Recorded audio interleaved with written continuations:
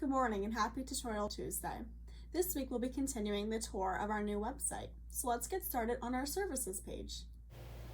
You will want to go to clintonsavings.com as always.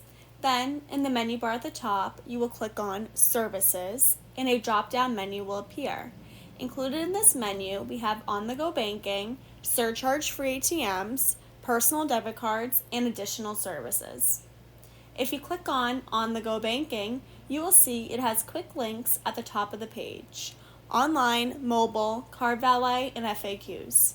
If you click on a quick link, it will take you directly to that section of the page, or you can simply scroll down the page to read that information in its entirety.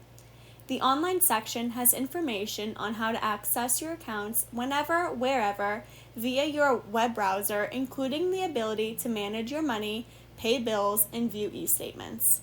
The mobile section includes the features of our mobile banking app, which is convenient for transferring your money, depositing checks, and making payments.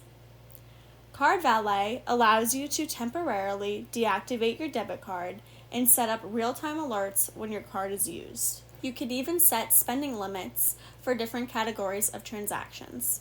To get started with online banking, simply click the Enroll Now button. You can also share this page with friends and family or print the page. If you keep scrolling, you will see the Frequently Asked Questions section where you can learn more about on-the-go banking.